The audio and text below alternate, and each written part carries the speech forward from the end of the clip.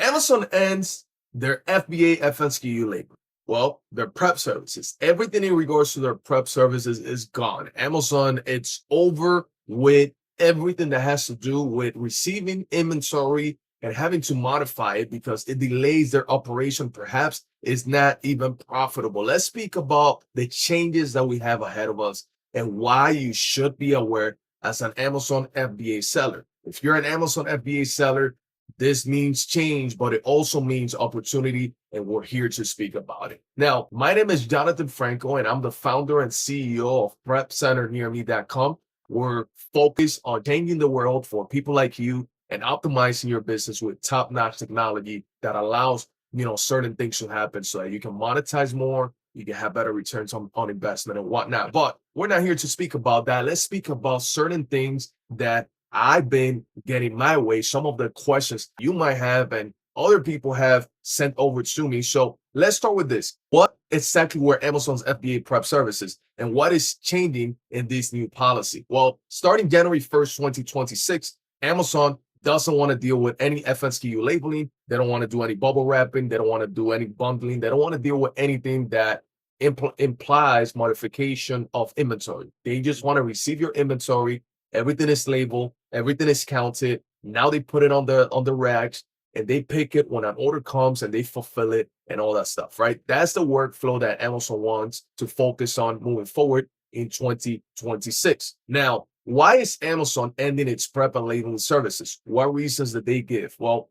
I don't really think there's any other reason other than an executive order by their CEOs to shut down prep services because they're just not profitable. And it's just another headache in their facility that they can get rid of and use that space and the staff of that space to, optimize into other things that are more important, such as the pick and pack and shipping services, right? So that's where their forte is. That's where they make their money. I think that's where all the effort is.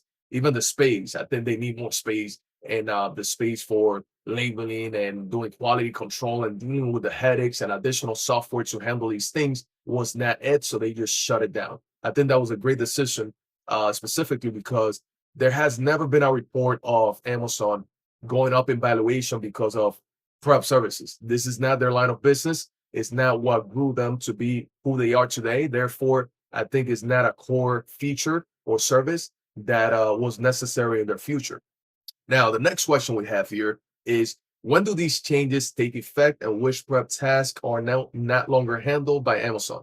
That is repeated multiple times in my answers, right? I spoke about everything that they don't want to deal with. So just put yourself in their shoes and understand that they don't want to deal with FSQ labeling, bubble wrapping, bundling, none of these things. They don't want to deal with that. They want to deal with the core of their business, receiving, picking, packing, shipping, right? This is how they make their money. This is where they want to put all of their effort. So no inventory that's unprepared for Amazon should be getting to their facility. Now, the next question is, what happens if a seller sends inventory that isn't prepped or labeled correctly under the new rules? Tremendous question. I think this is perhaps the best question I have on my list. Well, to answer that, we obviously know that Amazon has a key performance indicator attached to every seller. And if you don't comply with certain things, they start sending you warnings. If you continue to make the same mistake, they essentially suspend your account and then you have a headache to deal with. So that's one of the things that I know they're going to enforce.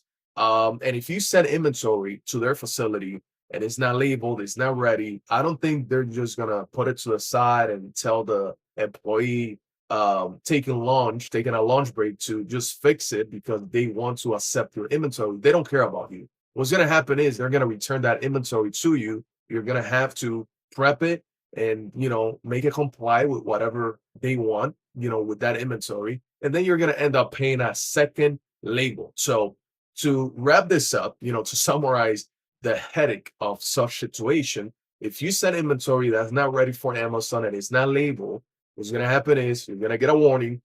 You're going to get the inventory back. You're going to have to pay for a second a label. So, you're going to lower or lose all of your profits, which is not what you want. So you got to be very careful with that. Now, one of the best questions here, aside from the one that I just answered, is what options do sellers have now to get their products prep and labeled properly? Well, I believe that a lot of e-commerce sellers prior to this policy change, they were already using a 3PL provider, or they were doing the prepping themselves at home or their garage, whatever situation that was. It was always them or a third party provider. That's one of the main reasons why I think that the prep services at the Amazon warehouses were not really their forte, because a big number of e-commerce sellers were not operating or labeling their products with Amazon. They were doing it elsewhere and then sending the products ready for Amazon.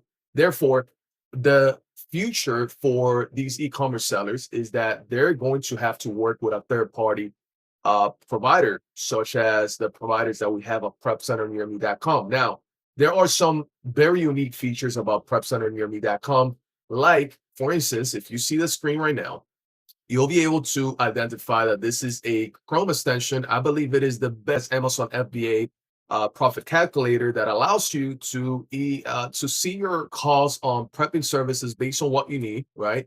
And this is real data from real warehouses and regions in the United States based on the location of your provider. Therefore, you're able to visualize your profits way better than anybody else. You can also see your FBM options to see how it competes with Amazon FBA and do a side-by-side comparison. Keeping in mind that in a few days or in a week and a half from now, you're also going to see a big change in your profits, because Amazon is going to increase their referral fees by up to 2% in certain categories. And also their pick and pack fees, they're going to go up to 12%, which is going to increase your fees at the prep fees section of your business, and that's going to lower your profits. Therefore, these two numbers are going to be extremely similar, in my opinion. We'll be able to help you with things such as spreading your inventory multiple marketplaces, not dealing with the headache from Amazon at all times. I think it's a great business move in 2026 to open your portfolio to other marketplaces and allowing prepcenternearme.com to represent that inventory nationwide. To a certain degree, we operate very similar to how Amazon operates, with multiple warehouses, multiple placements, and keeping everything under one umbrella. Not only you have the extension, but you have an amazing system that allows you to navigate the 3PL space without having to go on Google and contact 100 people to find out what is the best way for you to move forward, and how profitable your business is going to be with these changes. This form is going to walk you through the shipment process, which essentially uses AI to find savings for you, and then it submits it to a 3PL provider. And then there's human interface there that allows you to negotiate and finalize on the things that you need, and submit your inventory to our network. So that's what it is. It's very straightforward. There's great value at prepcenternearme.com. We're the first extension capable of doing this, and we're pushing very, very strong, and we're pushing forward with the approach of implementing AI, centralizing a lot of activity into our dashboard. So there's, again, massive benefits there. So the headache with Amazon FBA, right, to speak about it, it's not really a headache. I don't think it's something that's going to break your business apart. I think that the fees at prepcenternearme.com are better than anything you could have done with Amazon directly. So I think they might be cushion of margins there for you so that you can monetize more your business. And then there's also options for you to take some of your inventory from Amazon FBA, turn it into FBM, and sell across multiple marketplaces. So great opportunity there. And all you have to do to get started is visit prepcenternearme.com and register for an account. And I'll see you in the next one.